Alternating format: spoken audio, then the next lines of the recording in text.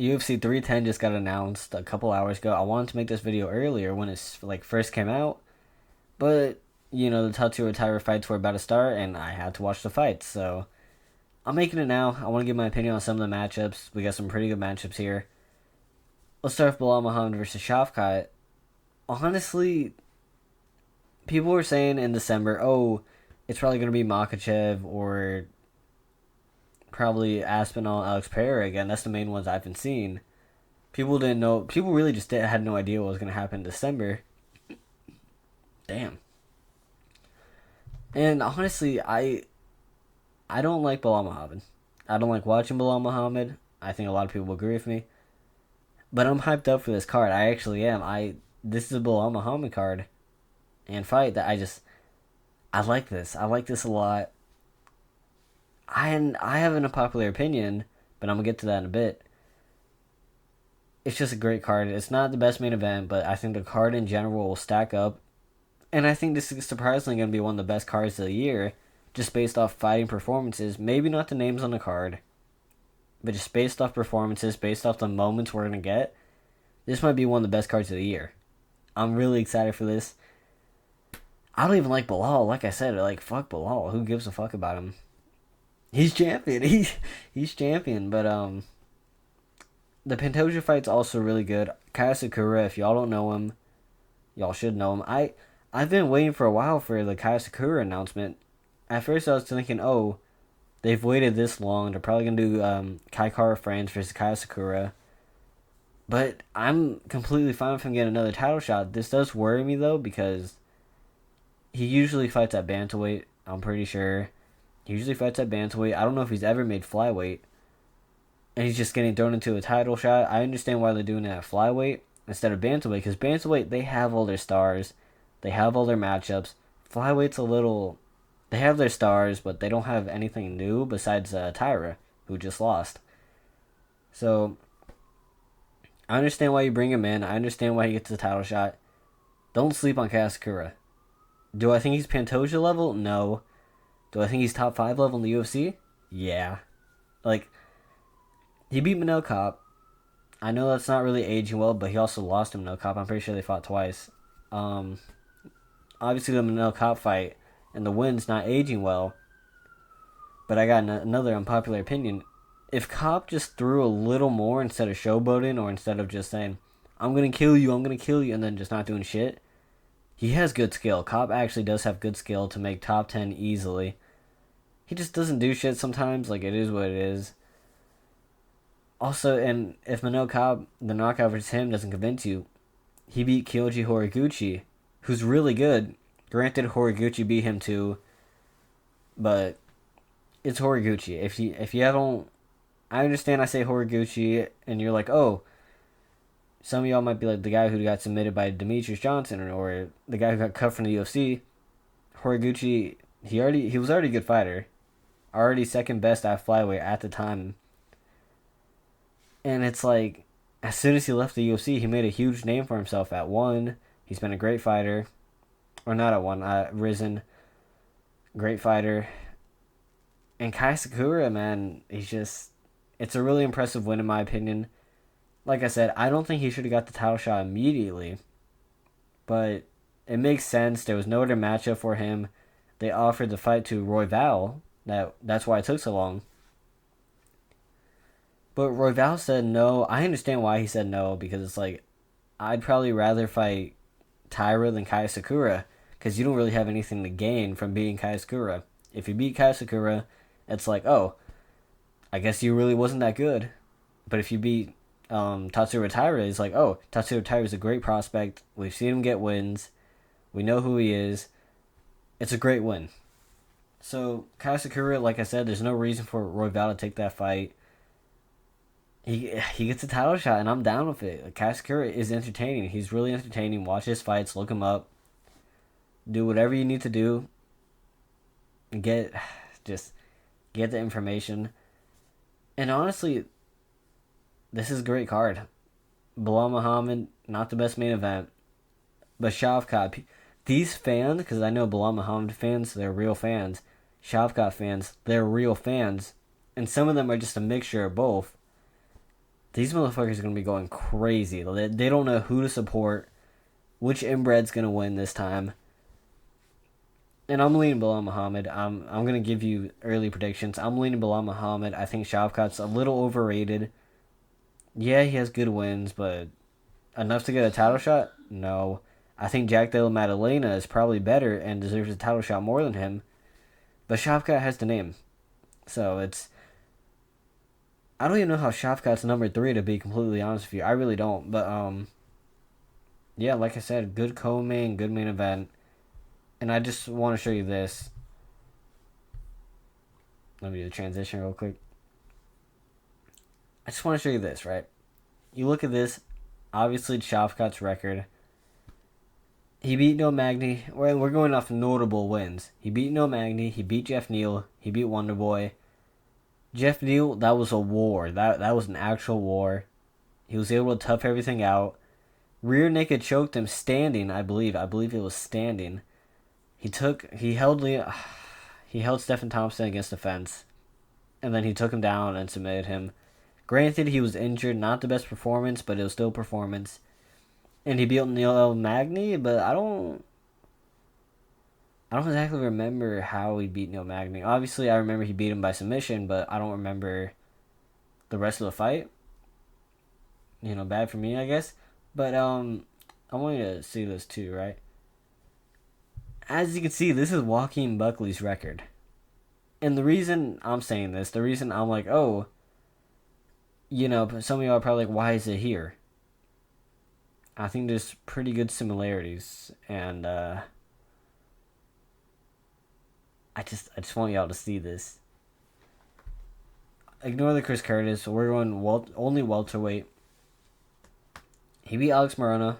Not that bad. Not a great one by no means. Vicente Luque basically folded onto him, but he's still a big name. Vicente Luque is still good. We'll see if he fights Nick Diaz, and he should beat him. He should dominate him because it's Nick Diaz, but Vicente Luque is good. Granted, he got dominated by Jeff Neal, but he's still good. Ruzabov, he's still good. Like, he's a good, exciting prospect. Everybody was excited for him. He had good experience. Joaquin Buckley kind of destroyed him. I'm not going to lie to you. Wonderboy. He won, in my opinion, he won all the rounds against Wonderboy until the third knockout. He knocked out Wonderboy. I want to say it was a more impressive finish against Wonderboy than Shavkat did, but it was kind of like, I think Shavkat had the better all-around performance. But the only reason I'm putting this here is because I just noticed in terms of levels of their record and who they fought, it's kind of the same. It's really similar in terms of skill level. Like, in my opinion, Ruzabov would beat Neil Magny. Vicente Luque, yeah, he lost to Jeff Neal, but Vicente Luque at the time that obviously Joaquin Buckley beat him, I'd say he probably beats Wonderboy. Like, they have very similar records, in my opinion. Obviously, y'all might disagree. I'm not a hater. I'm not trying to hate on him. I just think Shavkat's a little overrated, and I think Belal is probably going to win. Just because we've never seen that star making that domination performance on someone who's top 5. I'm not saying Joaquin Buckley deserves a title shot. I'm not saying that, he's top 5 material. I'm only doing this to show the similarities between it. Their records, as of recently, in the top of the division, they're kind of the same. They're really kind of the same, but because Shavkat has that name, and because he's undefeated against randoms for the most part, he gets the title shot. I'm only saying this so I can justify why I'm not picking Shavkat and why I think he's overrated. But other than that, I still think he's a really good fighter. We're going to move on to the next 2 fights. Obviously, we just talked about Vicente Luque. He's fighting Nick Diaz.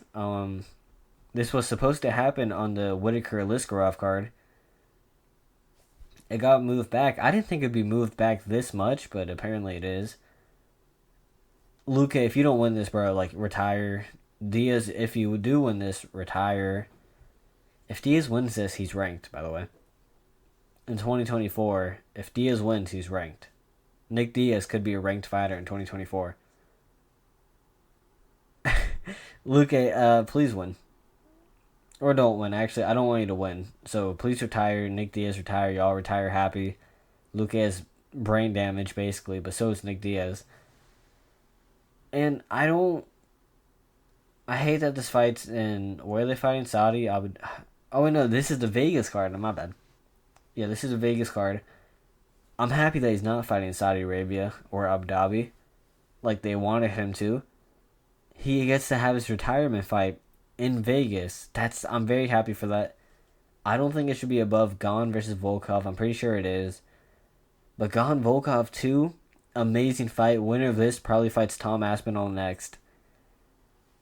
I didn't want it to be pushed back 2-3 months because it was supposed to be on this Taporia card, which would have been amazing, but Volkov got injured.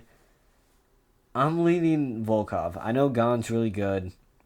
I know Gane's probably going to be the favorite, but Volkov has the momentum. And let's say how it is. Ever since he fought Gane, he's had a step up. He has a step up not only in competition. Okay, maybe not in competition, but in terms of levels and who he's been fighting, he's been destroying them. He beat Pavlovich, destroyed Pavlovich.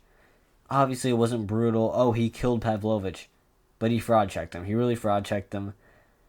He beat Taito Ivasa dominantly. Obviously, Taito Ivasa is not a great win, but at the end of the day, Gane got rocked by Taito. Gane almost lost to Taito Ivasa. It might have been prime Taito Ivasa, but like looking back on it, he was kind of ass to begin with.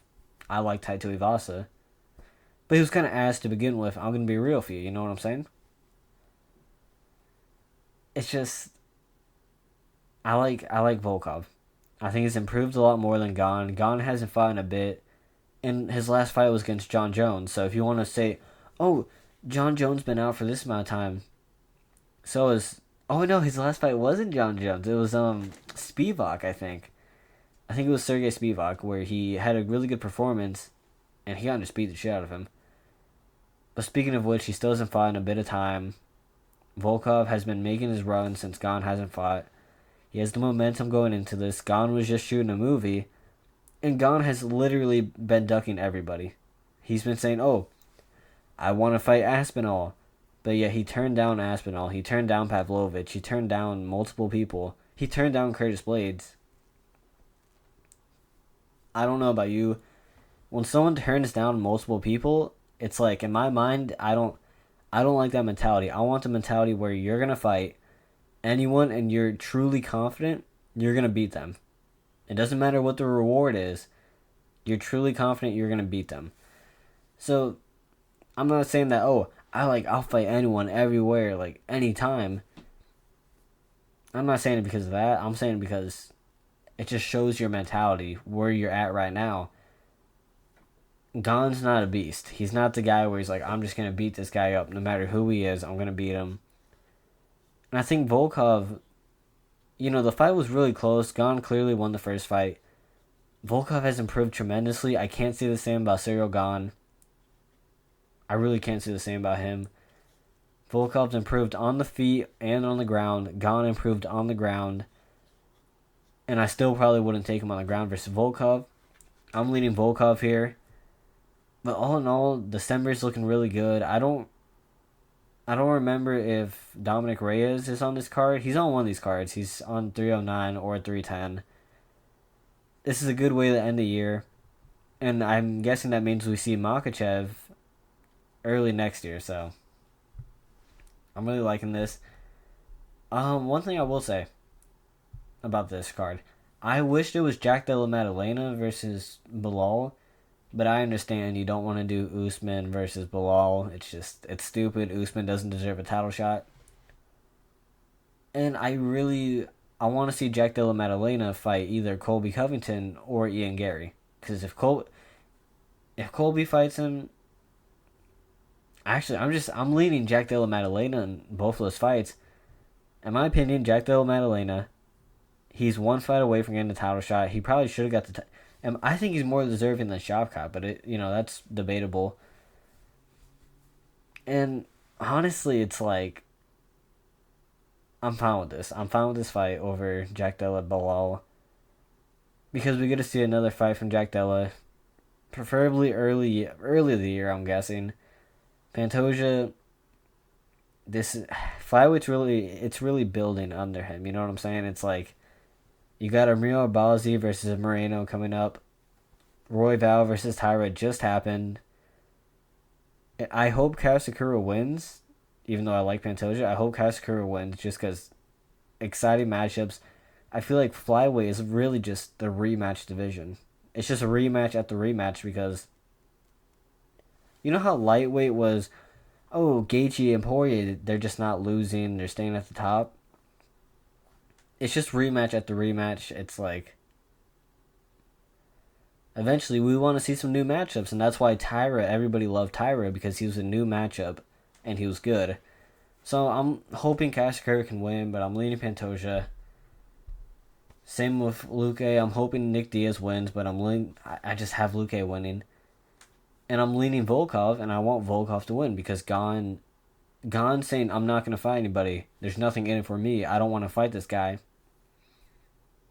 That's not how you get people to like you. I don't fuck with that mentality. But like I said, he's got a point. Some of it. End of the discussion. It's like the main takeaway from this is, yeah, I think Shavkat's gonna get exposed a little bit. But either way, December is gonna look good. Hopefully, Shavkat wins. In 310, I'm sure there's gonna be a great card building under this. I don't know what the full card is. I'm not gonna pull it up, but I think this is gonna be a really good card that performs. It's gonna overperform in my opinion. Probably not pay-per-view buys, but you Shavkat and Belal fans are kind of insane. I'm excited. I'm excited. This fight, all these fights are just gonna be great. Probably not the Nick Diaz versus Luque one because it's a guy who has brain bleed and CTE versus an old man who has CTE. With all due respect, I like Nick Diaz, but like I'm not gonna lie to you, that's not my job. I don't have a job. It's just a great card, and I hope to be streaming it. But I enjoy watching fights with my family, so yeah, great card. Obviously, I'm gonna do a prediction video, but like I said, I'm just doing my early predictions. And if you don't agree with me, let me know. If you do agree with me, like fuck yeah, like okay, great. Like, subscribe if you enjoyed the video. I make content like this almost daily. I try to be daily, but obviously MMA, there's some shit just doesn't happen. Nothing happens sometimes, and it's hard to make content. So yeah, I don't know how to end it, but I appreciate all the support.